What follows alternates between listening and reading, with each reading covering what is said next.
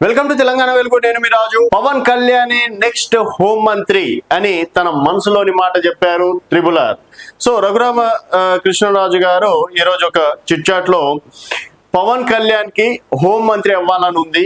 So తను గనక home మంత్రి అవ్వాలనుకుంటే డైరెక్ట్ గా చెప్పిన వారికి ఆ శాఖ ఇచ్చే అవకాశాలు ఉన్నాయి. మొదటగా కూటమి గెలిచినప్పుడు హోంశాఖతో పాటు డిప్యూటీ సీఎం గా పవన్ కళ్యాణ్ గారు నిర్వహిస్తారని చెప్పేసి సోషల్ మీడియాలో తెగ వైరల్ అయింది. కాకపోతే తనకున్నటువంటి బిజీ షెడ్యూల్ కారణంగా, సినిమాల కారణంగా, అనారోగ్య దృష్ట్యా కేవలం ఆయన అటవీ కావచ్చు పురపాలక శాఖను మాత్రమే తీసుకోవడం అనేది జరిగింది. సో మొత్తానికి మరి హోం మంత్రి ఈ మధ్య కాలంలో దాదాపుగా 2-3 సభల్లో కూడా చెప్పారు, నేను గనక హోం మంత్రి అయిన తర్వాత ఒక్కొక్కరికి తాట తీస్తా అని చెప్పేసి కూడా చాలా సందర్భాల్లో చెప్పడం అనేది జరిగింది. సో గతంలో కూడా ఆయన హోం మంత్రి ఒకవేళ నేను తలుచుకుంటే హోంమంత్రి అయిన తర్వాత మీ సంగతి చెప్తా అని చెప్పేసి కూడా చెప్పారు. బట్ 2-3 సార్లు చెప్పి వదిలేయడంతో అసలు హోంమంత్రి ఇస్తారా లేదా అని చెప్పేసి కన్ఫ్యూజన్ లో ఉన్నటువంటి వేళ ఇది పవన్ కళ్యాణ్ అభిమానులకు కావచ్చు, తర్వాత జన సైనికులకి ఒక శుభవార్త అని చెప్పేసి కూడా చెప్పుకోవచ్చు. ఎందుకంటే పవన్ కళ్యాణ్ మనసులో ఉంది కాబట్టి తను అన్నిసార్లు చెప్పాల్సి వచ్చింది. కూటమి ప్రభుత్వంలో పవన్ కళ్యాణ్ కి ఒక ప్రత్యేకమైనటువంటి చోటు ఉంది. పవన్ కళ్యాణ్ గారు కనుక అనుకుంటే డెఫినెట్ గా రాష్ట్ర మంత్రివర్గంలో తనని హోంశాఖగా ఇచ్చే అవకాశాలు డెఫినెట్ గా ఉంటాయి.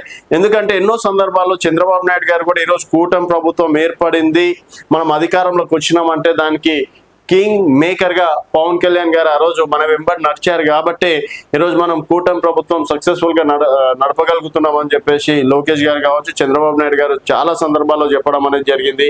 అలాగే త్వరలో కేంద్ర మంత్రిత్వ శాఖ విస్తరణ కూడా ఉంది కాబట్టి సో ఇక్కడ ఏపీ నుంచి కీలక వ్యక్తులు మంత్రివర్గంలో చోటు కల్పిస్తే డెఫినెట్ గా ఇక్కడ హోం శాఖగా మాత్రం పవన్ కళ్యాణ్ అయ్యే ఛాయిసెస్ ఉన్నట్లు కూడా చెప్తున్నారు.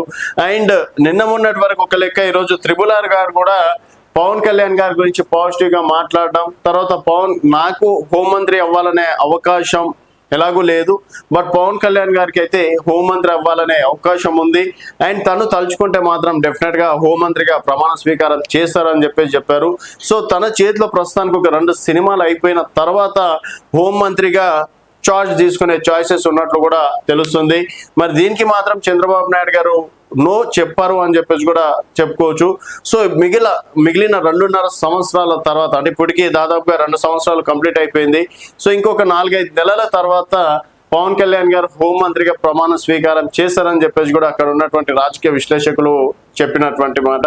సో మరి హోంమంత్రిగా పవన్ కళ్యాణ్ కనుక దిగితే డెఫినెట్ గా శాంతి భద్రతలు కూడా అదుపులోకి వస్తాయి. ఎందుకంటే ఇప్పటికే ఆయన చీకట్లో ఉన్నటువంటి గ్రామాలకు వెలుగునివ్వడం అనేది జరిగింది. చెప్పులు లేనటువంటి మనుషులు, అంటే చెప్పులు కూడా వేసుకోలేని వంటి వారికి కూడా రీసెంట్ గా గుడారాలకు కూడా వెళ్ళడం అనేది జరిగింది.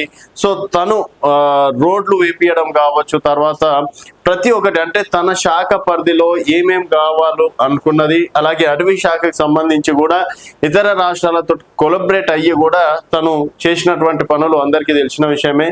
సో వైసీపీ రాజకీయాలు మితిమీరిపోతున్నాయి. సో నేను ఏదో ఒక రోజు హోంమంత్రి అవుతా, అందరి తాట తీసా అని చెప్పేసి రీసెంట్ గా ఒక సందర్భంలో చెప్పినటువంటి మాట.